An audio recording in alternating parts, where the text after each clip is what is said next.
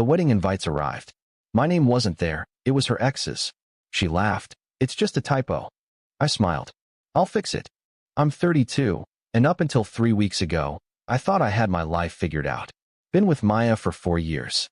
We moved in together after year 2, started talking marriage around year 3, and 6 months ago, I proposed at her favorite Italian spot downtown. She cried. I cried. Her mom cried on FaceTime. It was perfect. The invites were supposed to arrive last Monday. We'd spent weeks choosing the design. Cream cardstock with gold lettering, very classy, very us. Maya had been buzzing around the apartment all morning, refreshing the tracking number every 10 minutes. When the box finally arrived, she tore into it like Christmas morning. I was in the kitchen making coffee when I heard her go quiet. That specific kind of quiet that makes your stomach drop. Babe. I called out. Come here for a sec, she said, voice weird and tight. I walked over. She was holding one of the invites, staring at it with this frozen smile. She handed it to me without looking up.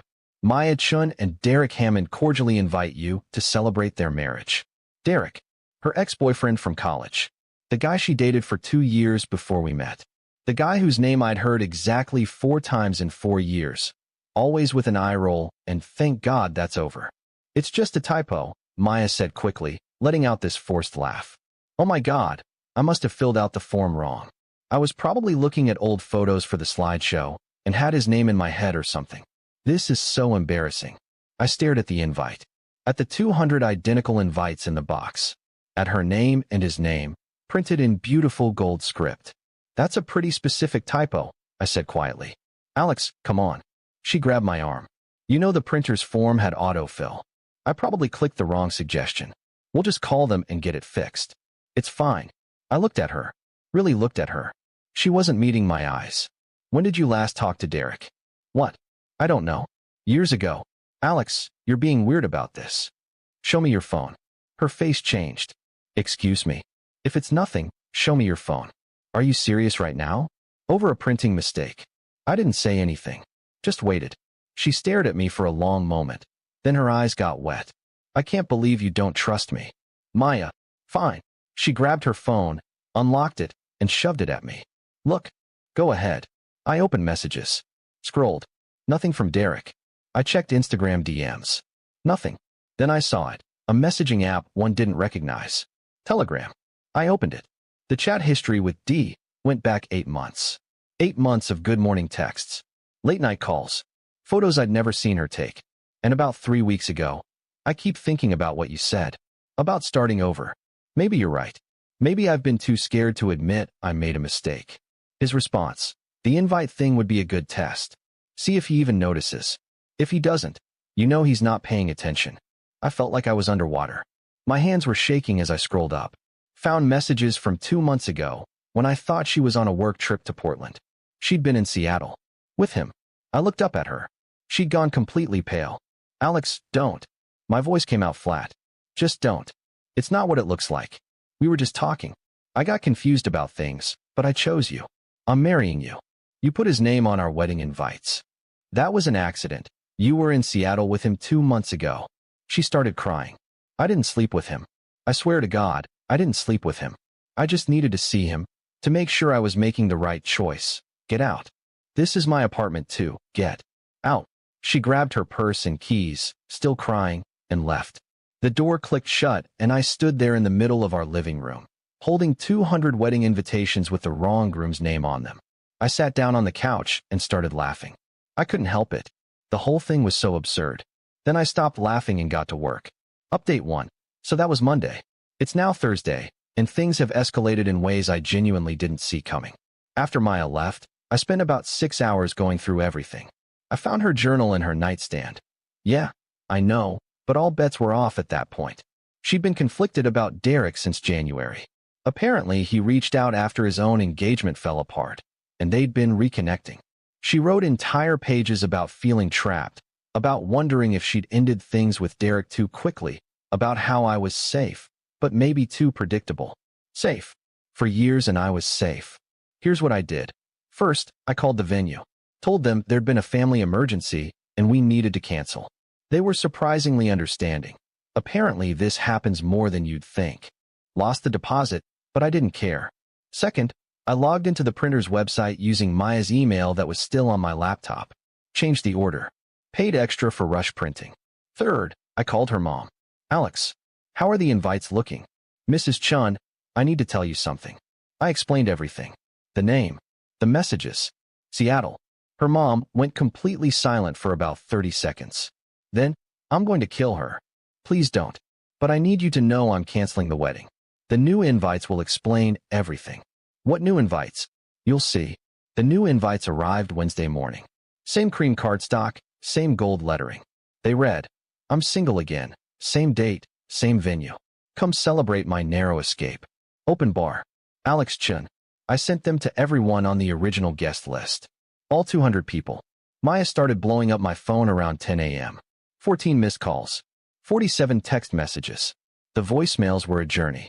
Started with confusion, moved through anger, landed on desperate bargaining. Alex, this is insane. You can't send those to people.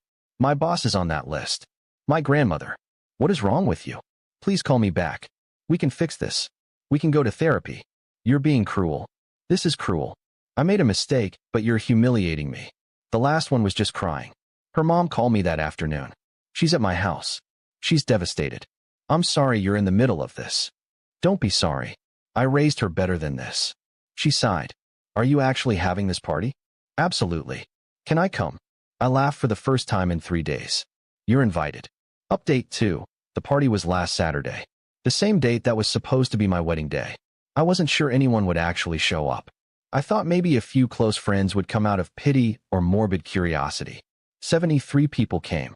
The venue usually does weddings, so it was this beautiful garden space strung with lights, with round tables, and a dance floor. I kept all of it. Just swapped the romantic playlist for classic rock and ordered twice as much alcohol. Maya's mom came. So did her aunt and 2 cousins. Her boss sent a bottle of expensive whiskey with a note. Dodged a bullet. Congrats.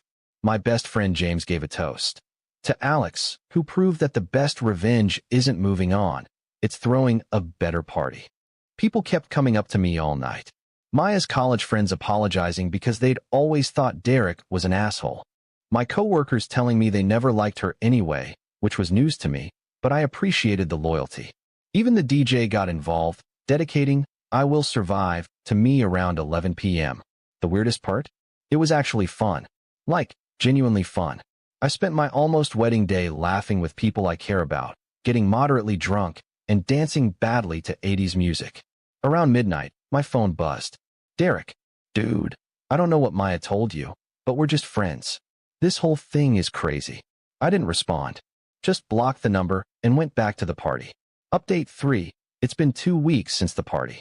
The dust is starting to settle, and the aftermath is honestly wild. Maya moved back in with her mom. She's been trying to get me to talk to her, sending these long emails about closure and understanding. I haven't responded to any of them. My lawyer has, though. She signed the lease buyout paperwork yesterday. The apartment is officially just mine now. Her mom called me last week with an update I genuinely didn't expect. Derek came by the house. What? To talk to Maya. They had a huge fight on the front lawn. The neighbors loved it. She sounded amused. Apparently, he's been seeing someone else the whole time he was texting Maya. She found out through Instagram. She was his backup plan, and you were hers. I didn't know what to say to that. Alex, honey, I'm sorry you got caught up in my daughter's mess. You deserved better. Thank you for coming to the party. Are you kidding? Best wedding I've ever been to. Work's been weird. Everyone knows. Maya worked for a partner company, so there's crossover. I've gotten some sympathetic looks, some awkward conversations by the coffee machine, but mostly people have been cool about it. One of the senior managers even pulled me aside to tell me his ex-wife did something similar 20 years ago, and he's now happily remarried with 3 kids. It gets better, he said, and you handled it with style.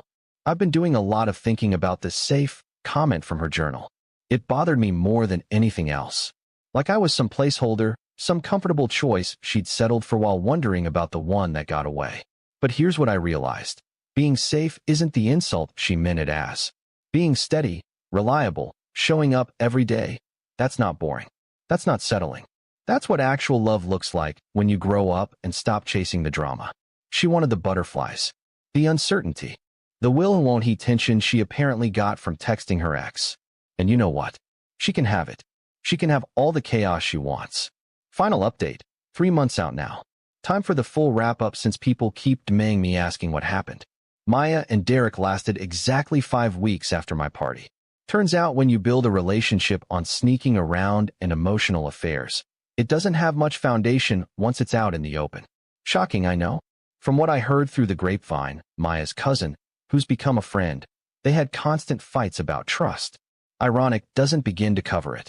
Maya's been trying the dating apps.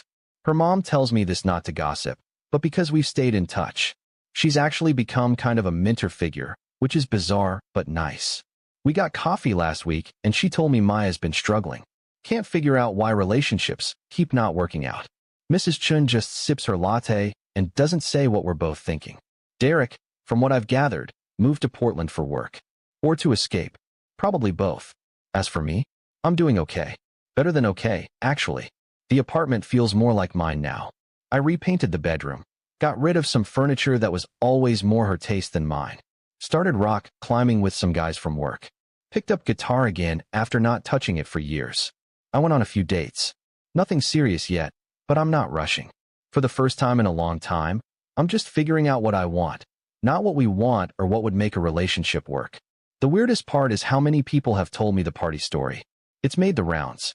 I've had friends of friends reach out to say they heard about it and thought it was legendary. One person asked if I'd consulted a PR person because the execution was so clean. I hadn't. I'd just been angry and petty and lucky it worked out. Last week, I got a letter in the mail. From Maya. Handwritten, 6 pages. The summary. She's sorry. She knows she destroyed something good. She was scared of commitment and self-sabotaged. She's in therapy now. She hopes someday I can forgive her. She understands if I can't, she'll always regret losing me. I read it twice. Then I put it in a drawer. Maybe someday I'll feel like responding. Maybe I won't. Right now, I don't owe her anything. The wedding that never happened was supposed to be the start of my life. Turns out the party I threw instead was a better beginning. Edit 1. For everyone asking, yes, I still have one of the "I'm single again" invites framed in my home office. It's a good reminder. Edit 2. Mrs. Chin sent me a Christmas card. It said, to the son-in-law I never got, but still consider family. I might have teared up a little. Edit 3. Someone asked what happened to the engagement ring. I returned it and used the money to buy a motorcycle. Not a midlife crisis, just something I'd always wanted but Maya thought was too dangerous. Turns out I like dangerous now.